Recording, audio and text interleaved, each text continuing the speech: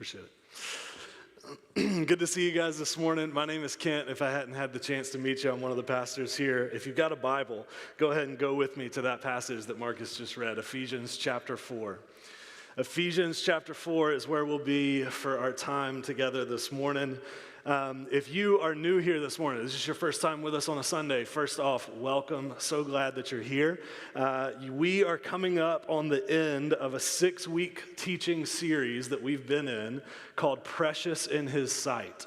And if you haven't already seen from the bulletin when you came in or something like that, this at its core has been a teaching series about how we as followers of Jesus are called to advocate for and work towards racial justice, how that is a natural outworking of our faith in Jesus. So we've covered a lot of ground so far, from God's heart for every tribe and every nation in week 1 to an understanding of biblical ideas like oppression and injustice in weeks 2 and 3, to some practicals last week in regards to how exactly we go about combating oppression in our day and age. We've kind of covered all this ground, and I won't try to summarize it any more than that. Honestly, you should totally go back, listen to the series so far, because there's just a lot that we have covered so far. And I hope that you guys have been growing and learning from this series. I know I have, and I was a part of planning the series. So hopefully that's been the case for you as well. Hopefully you've been growing in your understanding of all this stuff that we've been discussing. But for today, what I wanted to do this morning, with at least the bulk of the series sort of under our belt already, is I wanted us to take a step back for a week and do some practical equipping on one thing that I think is very important to this whole topic, everything that we've been covering so far. And that's how we talk to each other about issues like the ones in this series. How exactly we enter into conversations with other people in the body of Christ, in the family of God, about issues like race and racism. So hopefully, especially after this series, there is sort of a general consensus among our church family that racism is indeed an issue in our world. Hopefully, we're all on the same page on that. Hopefully, there is a consensus among us as followers of Jesus that racism is a problem because it's an assault on the image of God in another human being. Hopefully, we're all clear on that and in somewhat agreement on that. And hopefully, especially after this series, there is a common understanding that you and I, as followers of Jesus, are called to do something about that. That we're called to work towards justice in our world in some regard. On that much, at least, hopefully there is somewhat widespread agreement among our church body. But that said, I do think there is bound to be some difference and some diversity of opinion among us on how exactly we should work toward justice. There's bound to be some difference of opinion as to what that means to do that on an individual level and what that means to do that on a communal level. A difference of opinion on what that means in terms of our politics, in terms of who we vote for and what party we vote for. There's probably going to be some diversity of opinion on which organizations we support and which organizations we don't support as followers of Jesus. There's going to be disagreement on what policies and what legislation we get behind and which ones we don't get behind. So my point is that while there shouldn't be much disagreement on whether or not we do something about injustice as followers of Jesus, there is bound to be some disagreement and some diversity of opinion at times on some of the ways that we go about that. And that's fine. That is to be expected in a diverse body such as our own. And unfortunately, when it comes to all of that, our society has not helped us any when it comes to how we relate to people who are different than us. Has not brought us much help at all. Right now, there is a tendency by many people on the political left to call most anyone right of them on the political spectrum a racist or a bigot or a xenophobe or whatever else and cancel them, write them off. And then there's a tendency by people on the right to call anyone left of them a Marxist or a socialist or a social justice warrior or any number of other things and write them off and cancel them. So here we are in the year 2021 as grown adults, apparently unable to have intelligent conversations with people we disagree with without calling people names and essentially saying, I'm not friends with you anymore. It's like the elementary school playground all over again, just with tweets and Facebook accounts, right? That's kind of the situation that we're in at a societal level. But here's what I want to talk about today. Over and over again in the scriptures, they are going to point out that we as the family of God are called to approach our differences differently. That as followers of Jesus, we have the ability and the tools needed to show the world a healthier way forward when it comes to how we approach disagreement and diversity of opinions. Now, none of that is to say that the church has always done a great job of embodying that better posture. I think we've all seen a multitude of different examples of where they haven't, right? But my point is that it is possible. And the scriptures actually lay out how it is possible for us to approach those disagreements and that diversity well.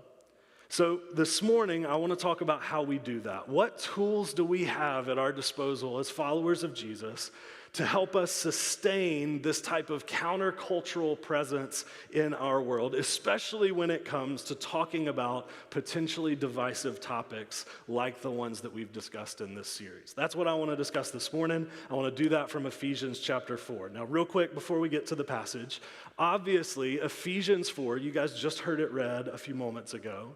Obviously, Ephesians 4 is not specifically talking about how we talk about race. That Paul's focus in this letter is actually a good bit more generic than that. He's actually talking about how we relate to one another in general.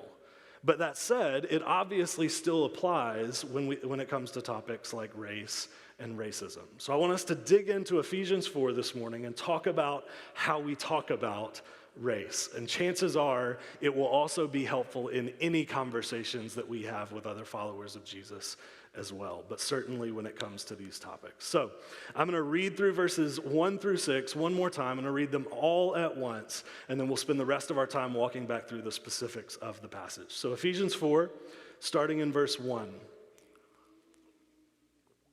I, therefore, a prisoner for the Lord, urge you to walk in a manner worthy of the calling to which you have been called, with all humility and gentleness, with patience, bearing with one another in love, eager to maintain the unity of the Spirit in the bond of peace. There is one body and one Spirit, just as you were called to one hope that belongs to your call. One Lord, one faith, one baptism, one God and Father over all, of all, who is over all and through all and in all. So Paul, the author of Ephesians here, he kicks things off in chapter 4 with one massive, almost intimidating instruction to us as followers of Jesus. He says we should, quote, walk in a manner worthy of our calling to which we have been called. That is a massive statement if you think about it. Now, when he uses the word calling here in this passage, he means our calling to be a part of God's family through the saving work of Jesus. That's what that terminology means there. So if you've read the book of Ephesians before, you know that Paul has just spent the entire first half of this letter expounding in great detail on what God has done for us in and through Jesus, through what happened on the cross. He has talked about the blessings that we have in Jesus, the power that we have access to in Jesus, the salvation and relationship that we have with God through Jesus. That's what he's been talking about so far. And then, with most of that unpacked in the letter to the Ephesians, he turns in chapter 4, in this passage today, he turns to some instruction in light of all of that. And he says, therefore, in light of all of that that has been accomplished for us through Jesus, I urge all of you to walk in a manner worthy of that calling. Now understand that by Paul saying this, he's not trying to say that we need to somehow earn or justify what God did for us through Jesus. That's not his point. His point is not that God is looking down from the heavens going, okay, I did all of that cross stuff for you guys. You better show yourself to be worth it. That's not God's posture towards us. What he's saying is that our lives, our day-to-day lives, how we go about scenarios and situations in our lives should be reflective of all of those realities about what God has accomplished for us through Jesus. That our lives, every single aspect of them, should be a reflection of that incredible reality.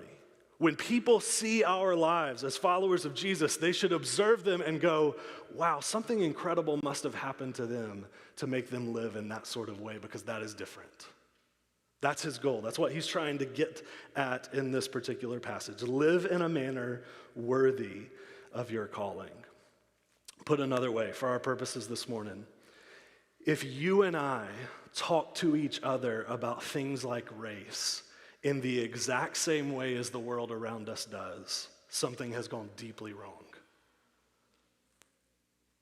If when we disagree about things, you and I resort to name calling and writing people off just like the society around us does, I think that indicates we have forgotten something really important about our calling in Jesus. Because that calling from Jesus should inform and shape every single aspect of our lives, even and especially how we approach things that are potentially divisive, like the topics that we've covered in this series. Paul wants us to live in all arenas of our life in a manner worthy of that calling.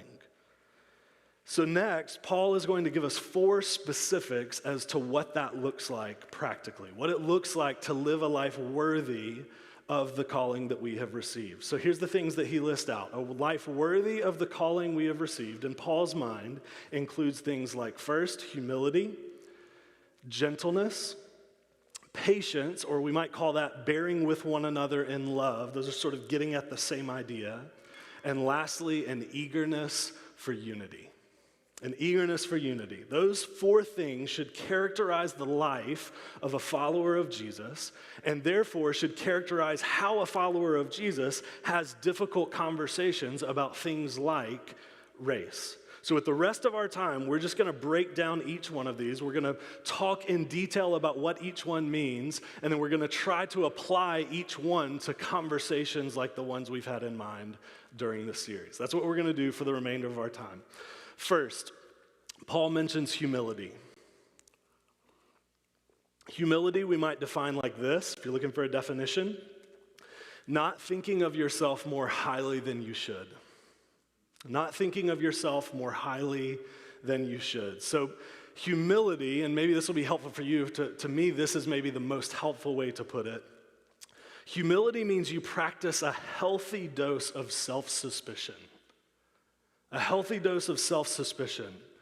It means that at times you understand your view of yourself and others and situations can be clouded by your own sin. And because you understand that reality, you can acknowledge that you may be wrong on some things.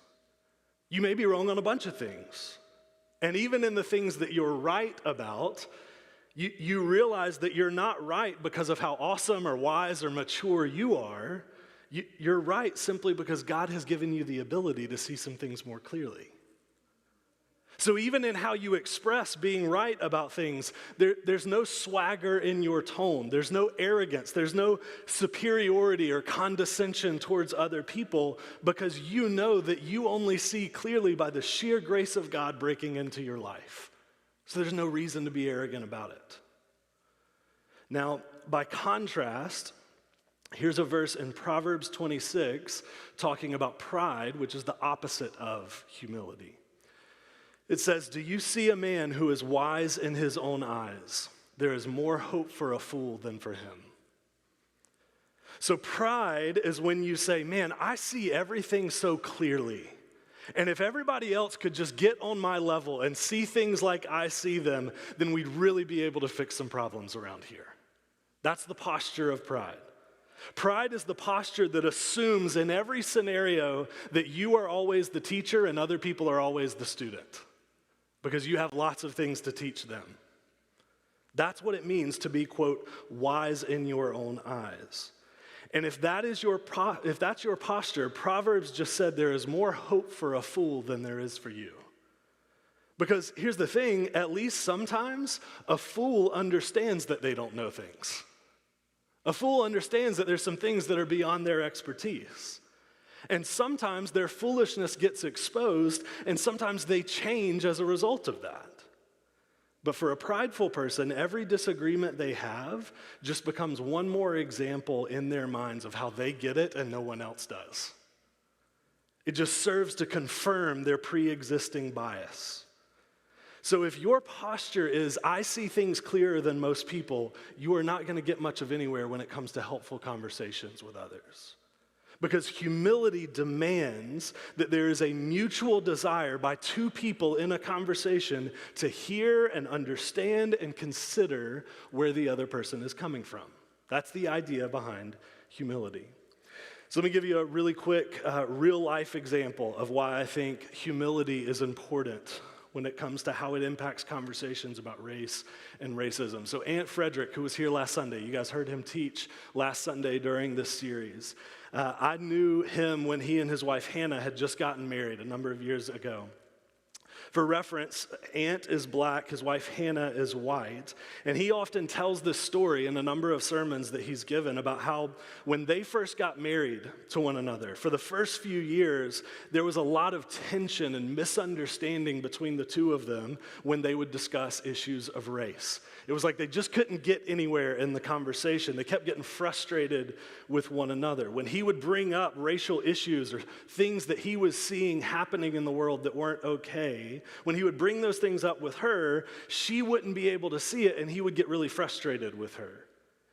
He would think and say things like, hey, there's no way that you can't see the problems that I see. You should be able to see the difficulties of being black in America like I see them. I can't understand how you don't see the very obvious things happening right in front of you.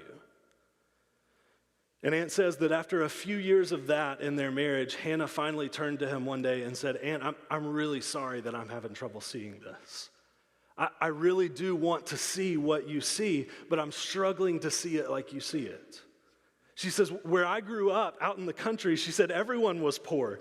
She said black people were poor, white people were poor, everyone was the same kind of poor, working the same kind of jobs. And she said the only time that I saw a difference in people of color being treated differently based on the color of their skin was when I was applying to colleges and they were applying to colleges, and I saw people who were less academically qualified than I was get into schools that I couldn't get into because they were people of color.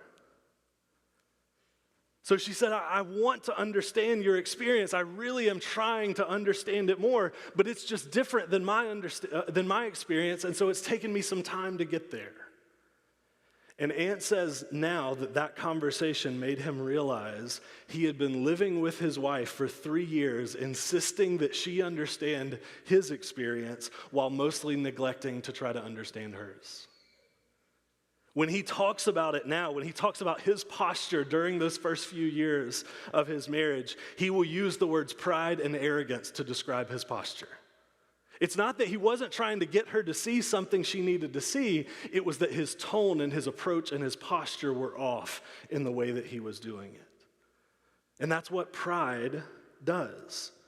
It makes us constantly convinced that other people are not understanding us, while simultaneously preventing us from trying to understand them. And we could just as easily flip that situation around, right? It could be a white person trying to get a black person to understand something about their experience without first trying to understand theirs. It could be any man trying to get any woman to understand something about his experience without first trying to understand her experience as a woman.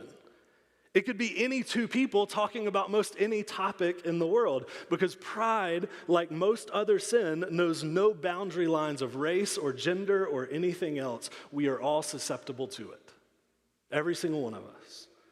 And the only way to undo pride's power is for all of us walking by the Spirit to approach these types of conversations with humility, by seeing ourselves rightly and then seeking to understand the other person even more than we seek to be understood. So here's a very practical tip on how we can use humility and how we approach other people. So when you're in a conversation, the next time you're in a conversation where there is disagreement or even the potential for disagreement between you and the other person, here's what I want you to do.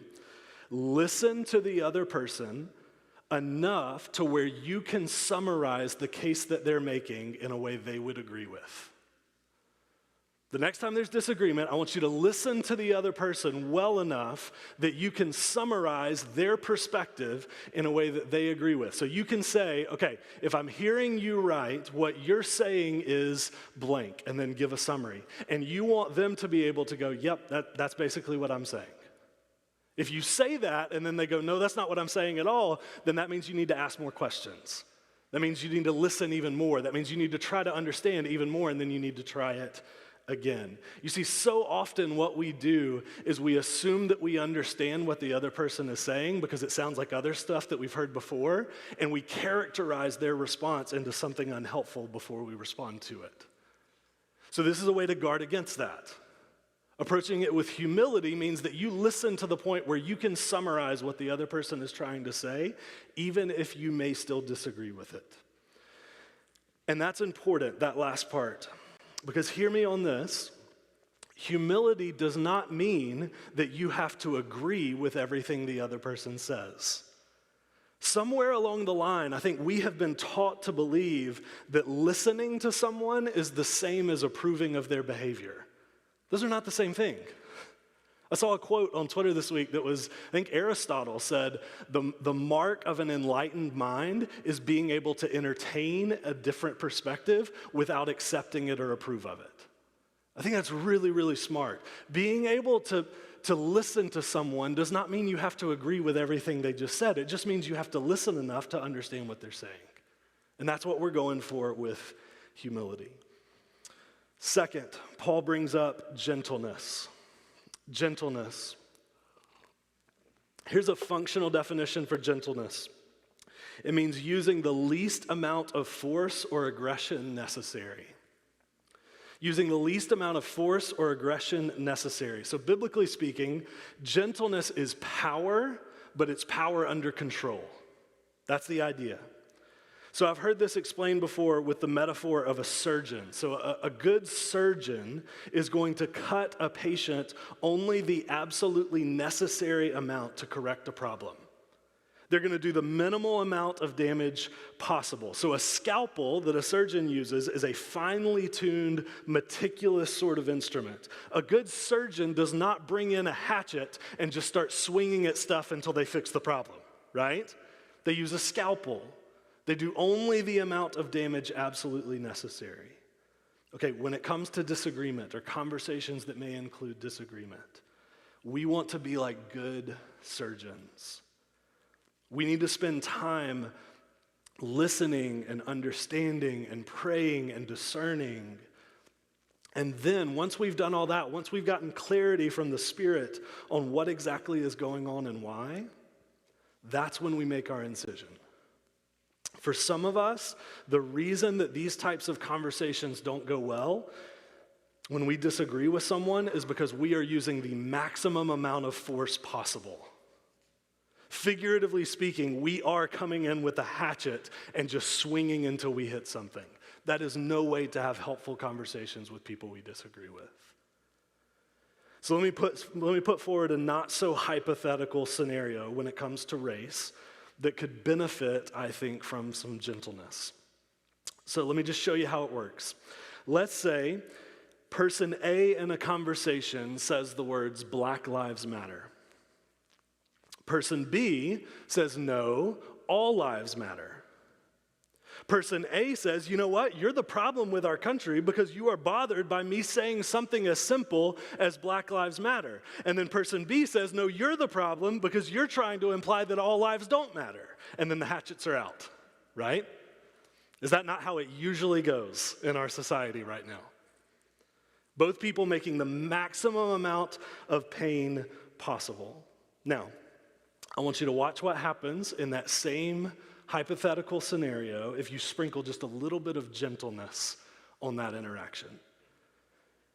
Person A says, "Black Lives Matter."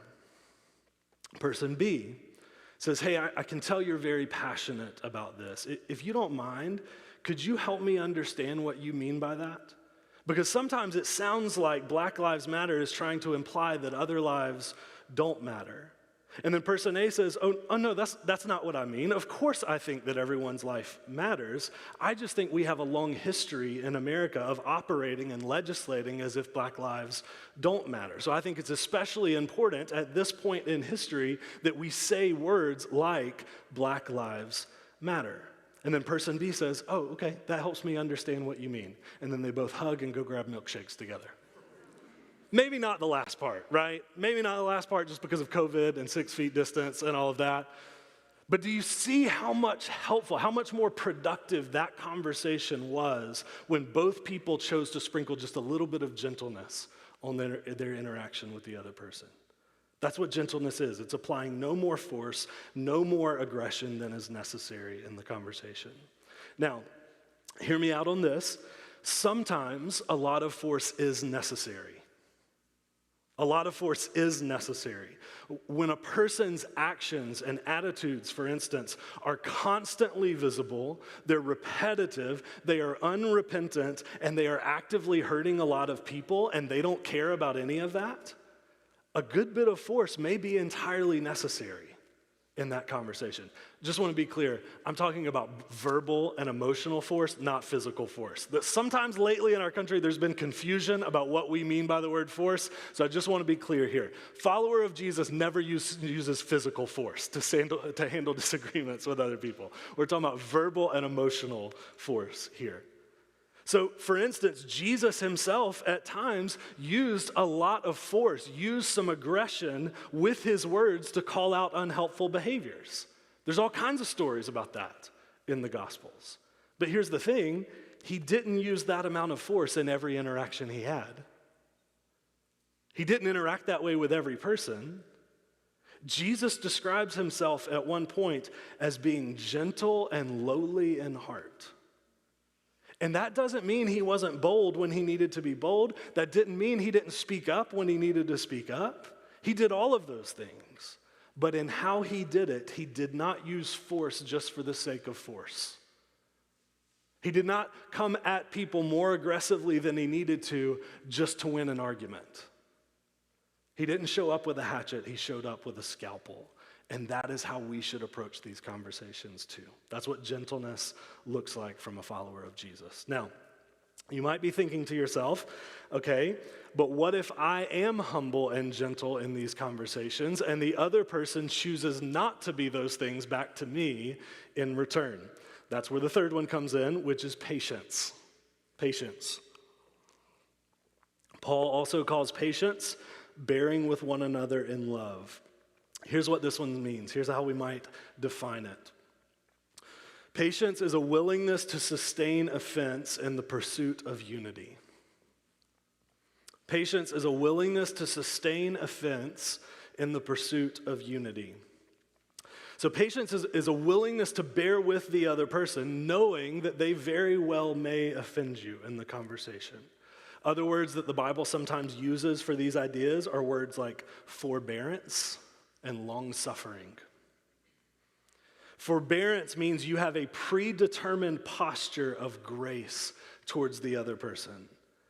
It is essentially pre-forgiveness, if you want to think about it that way. Pre-forgiveness.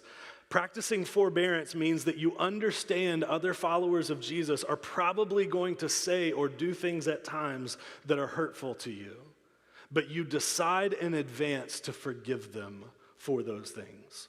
You bear with them by choosing not to retaliate in those moments. Now, you need forbearance in all of your relationships. Your roommates, your friends, your spouse, your kids, your parents, you name it, right? If you cannot learn to practice forbearance towards other people, you are going to have a very difficult time with any relationship with other flawed humans in your life. But we especially need it, I think, when it comes to conversations where there might be disagreement, like topics such as race and injustice. It is going to be very helpful for you in life if in conversations that you disagree with other people on, you decide in advance that you will not be shocked and offended and triggered at every single thing out of their mouth. It is going to be so helpful if you can have that predetermined posture in those conversations. If you can decide in advance, you know what? This person is probably going to say some things I don't like. They're probably going to say some things that I disagree with, that I see differently. So I'm going to prepare myself in advance to extend compassion towards them in those moments. Now, that's not to say you never engage them on those things. It's just that you don't engage them on every single thing that needs addressing. Now, think about it like this.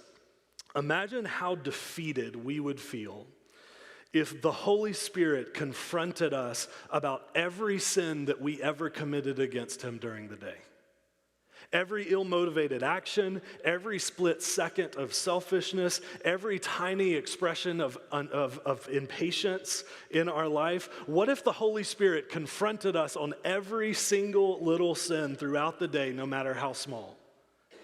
We would all be so utterly defeated that we would never grow at all. We would feel so discouraged. But instead, the Holy Spirit shows us patience and forbearance. He bears with us, and some things he brings to our attention in the moment, some things he brings to our attention later, and some things are just covered by the incredible blood of Jesus shed on the cross. That, I think, is the perfect reference point for how we should live out our interpersonal relationships as well. That there are some things that we need to bring up and we need to address in the moment when they come up. No doubt about that. And yet, that does not mean that we need to engage them on every single sin that we ever see in them. Every single wrong mindset that we ever see in them. Doing it that way makes relationships impossible. Some things we can just show patience and forbearance towards them for. So here's one way that I've seen a lack of patience and bearing with one another when it comes to conversations about race. It's something that sociologists will call de-individualizing the out-group. De-individualizing the out-group. It sounds way more complicated than it is. It's actually very simple, but if you go to lunch with somebody after this, you should totally tell them that at church today we discussed de-individualizing the out-group. They'll think all of us are way smarter than we actually are. You should totally do that. It's actually very simple. So here's what it means. De-individualizing the out-group means that you and I, generally in life, we tend to see people as individuals, right? We get, for the most part, that every single person in our life makes their own decisions about who they are and what they will do and what they won't do, that they're unique individuals. But sometimes when it comes to people that we disagree with that belong to a different group, an out-group, so to speak, we tend to forget that people are unique individuals. And we tend to assign their behavior to that of the whole group. So let me try to prove it to you in a non-racial context, and then we'll show you how it happens in a racial sort of context. Let's say, hypothetical scenario, that this fall we are all hanging out at a game at Neyland Stadium. Fingers crossed that that's going to happen this fall, right? Let's say that a group of us are just hanging out at Neyland Stadium. Let's say it's the Georgia game. Georgia game is supposed to be here in Knoxville this year. We're hanging out at the Georgia game, having a great time. Let's say Tennessee has just scored their 7th touchdown of the game. If it's hypothetical, you might as well make it a fantasy, right?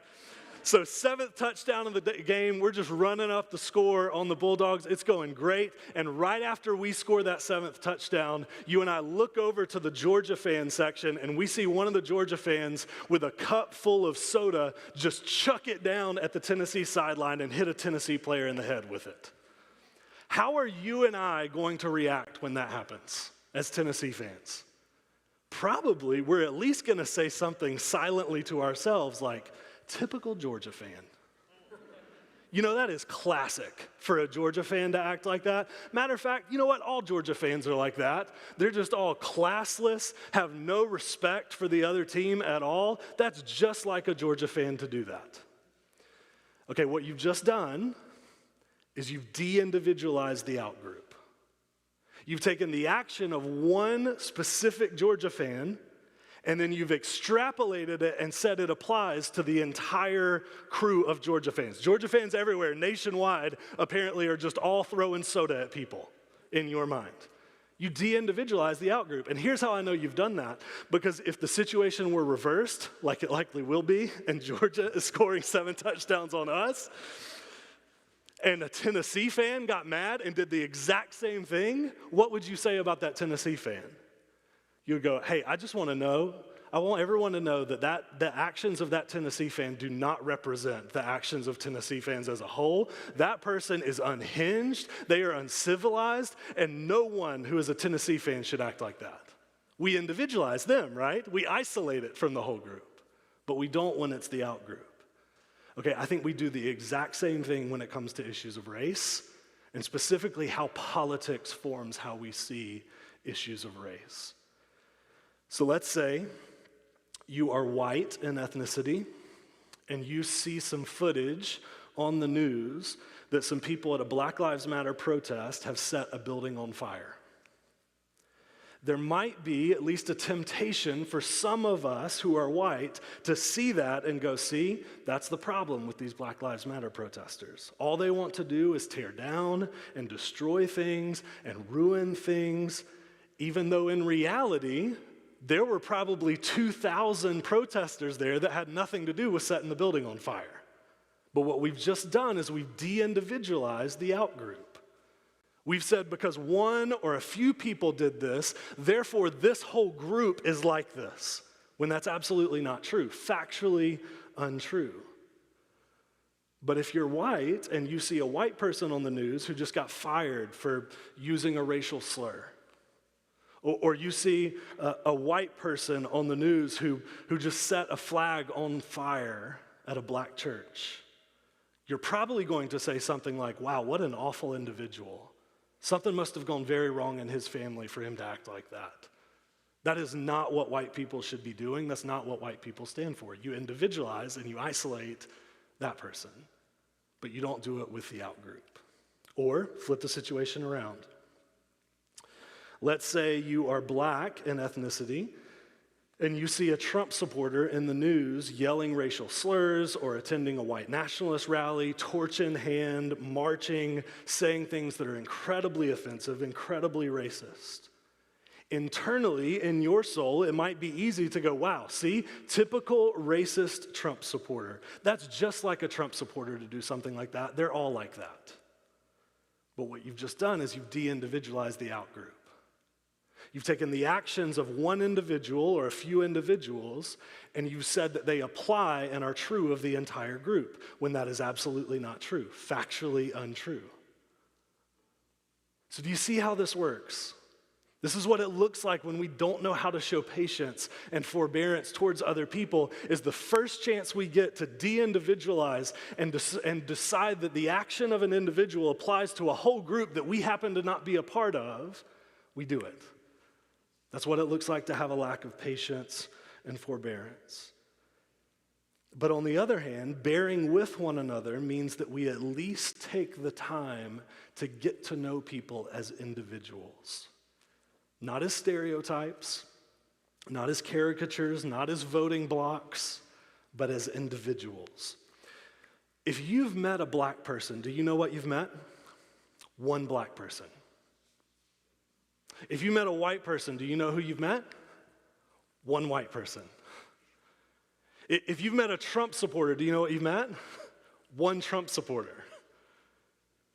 If you've met a BLM protester, you've met one BLM protester. We've got to stop with this temptation in us to know one thing about a person and decide that it describes the entirety of their personhood. That denies and rejects the imago Dei in that person. I hope we realize that. It rejects the other person as an image bearer of God and turns them into a statistic. And followers of Jesus should never be a part of acting that way towards other image bearers of God. Wouldn't it be better if when we met a person or even joined a life group with a person who is in the out group from our perspective, they're a part of a group that we do not identify with, whatever that might be, wouldn't it be better if we took the time and the patience and the forbearance to get to know them as a person, as an individual? Wouldn't it be better if we took the time to acknowledge and understand that people are individuals with unique beliefs and experiences and convictions and stories, and that they likely do not fit perfectly in the preconceived categories we have made for them in our mind? That's part of what it means to show patience and forbearance in our relationships with one another.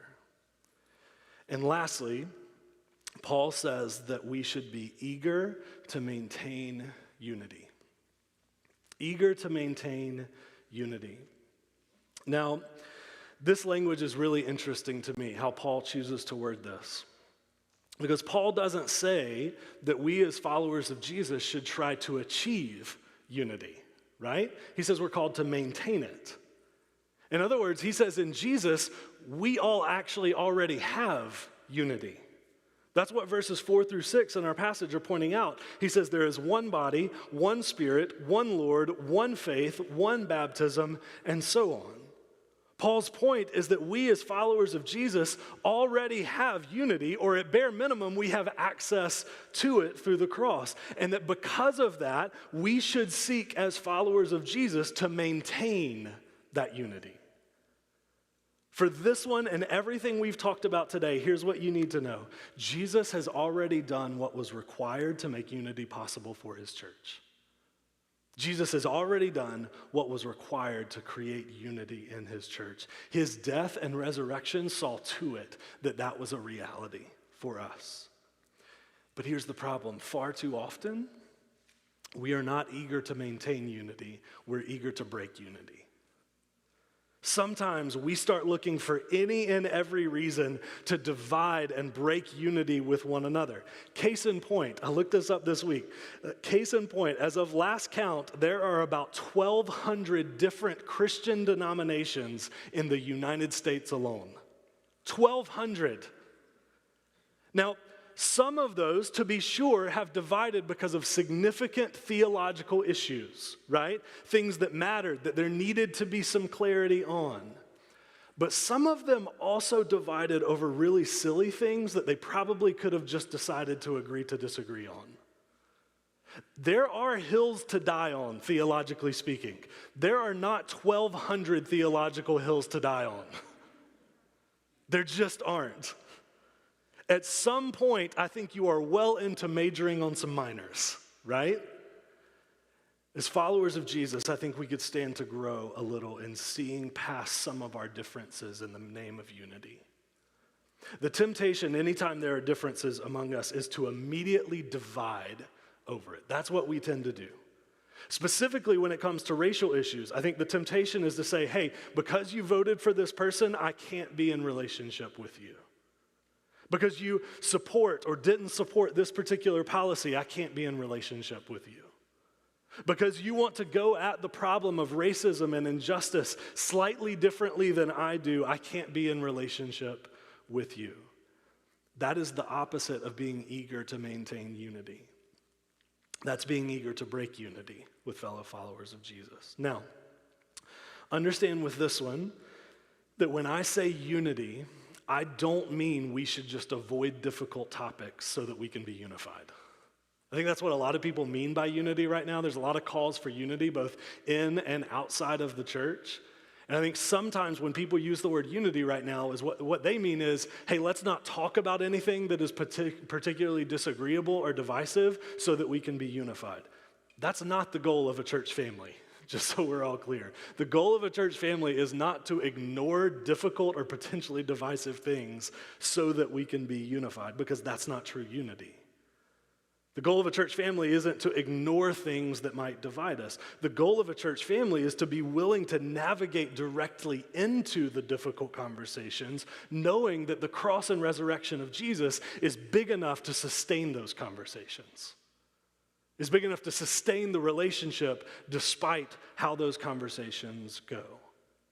It's knowing that however much we may differ or disagree on certain topics or specifics, we have the most important thing in common, and that's Jesus and what he accomplished for us through the cross and the resurrection. And because of that, within a family of Jesus followers, we always care more about the relationship than we do about our particular opinions on the issues. We welcome hard conversations and dialogue and even at times debate, but at the end of the day, we always see the other follower of Jesus as a fellow, blood-bought, forgiven brother or sister. That's how we view other people who are followers of Jesus. We see ourselves, all of us, as followers of Jesus first, and then on down the list as white or black or Hispanic or Asian or conservative or liberal, or honestly, I could care less about politics, or whatever the category is. Those are not our primary identities as followers of Jesus. Our primary identity is accomplished through what Jesus did for us on the cross. Jesus died to give us as his followers unity. Now, all we are called to do is to put forth the humility, gentleness, and patience to maintain that unity. That's our call. So today, we're going to end very practically with all of this. If you've been around City Church for very long at all, you probably saw this coming from a mile away, so just act surprised at what we're about to do.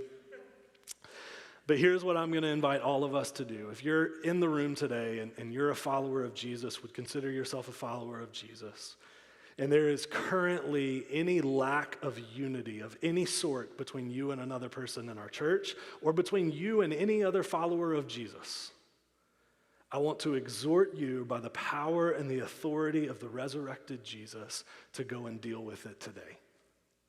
Whatever that might be, whatever the issue is. Maybe there's disagreement over issues connected to race and injustice and all the things we've been discussing during this series. Maybe it's that specifically. Maybe it's another issue entirely that has nothing to do with any of that. Maybe there's conflict between you and another person that hasn't been dealt with or hasn't been resolved. Maybe there's residing frustration with someone that you haven't even brought up with them yet. But whatever it is, I want to encourage you to deal with it today, right now. That's part of what it means to be eager about unity. It means you don't put things like that on hold. It means it may be a thing where one or both of you need to repent of something. It may be a situation where you just need to agree to disagree on something and still care for one another and live in relationship with one another, because the person is more important than the specifics of the issues. But one way or another, let's show that we are eager to maintain the unity that Jesus accomplished for us on the cross.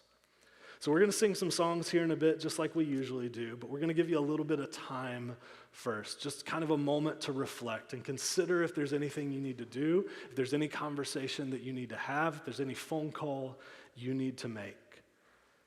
The Gospel of Matthew, Jesus makes it clear that if we are worshiping Jesus, if we're singing songs to Jesus without first making things right in our relationships with one another, Jesus says that is not worship that Jesus is interested in, because it's not true worship. A right relationship with God should naturally flesh itself out in good, healthy relationships with one another. If there's disunity between you and another follower of Jesus, God would rather you deal with that than just respond by singing songs to Jesus. So let's actually deal with whatever it is. If you've been around City Church for very long, like I said, you know how this works. Go and pull the person aside here in just a bit. Step into the lobby, step into the hallway back here, step outside, go outside and text somebody, call somebody, whatever it is you need to do. But actually, let's make sure that we're not just hearing and nodding along with the words of Paul in Ephesians 4, but that we're actually practicing them. That's very important to us here at City Church, is not just that we know things about God and the Bible, but that we practice things about God and the Bible. So that's what we're going to do now. I'll ask the band to come on up. I'm going to pray for us as we kind of take some time to do all of that.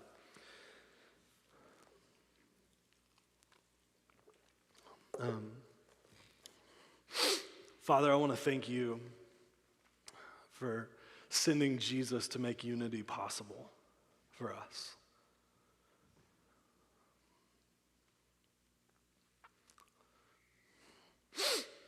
God, unity despite disagreement is something that is near impossible to achieve for any length of time outside of the good news of Jesus taking root in people's hearts. And so, God, the fact that you would send your son Jesus to the cross so that we could live in relationship with one another, so that there could be something beyond, something better than our disagreements, is incredible. And God, I pray that we never forget that as your people.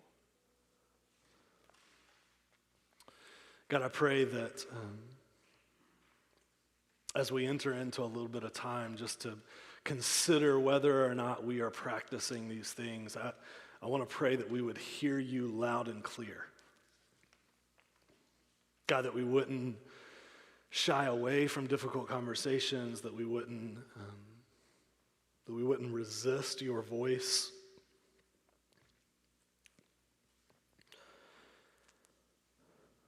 God, I want to pray that even right now as we sit here and pray, God, no doubt some of us have one particular person or even a couple people that are coming to our minds immediately, and we just know we need to deal with it. And so, God, I just want to pray against any resistance to those things. God, I want to pray that your Spirit would give us the boldness and the courage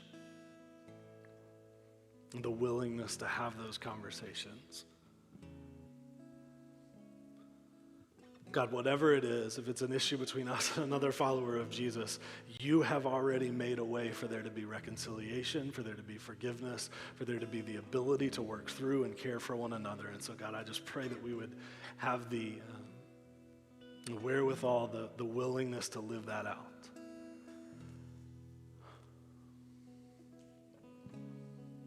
God, you sent your Son to give us unity. I pray that we would be willing to maintain it. That we would be willing to pursue it. And God, that I pray that we would do all of that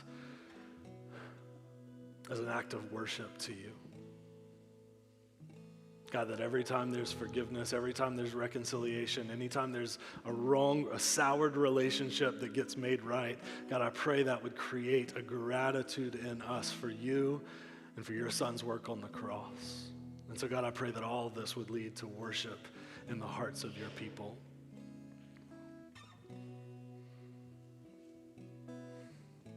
God, would you give us the courage, give us the boldness, give us the willingness to be eager to maintain unity in the Spirit. We ask this in your name. Amen. We're just going to turn down the lights for a second. We're going to give you just a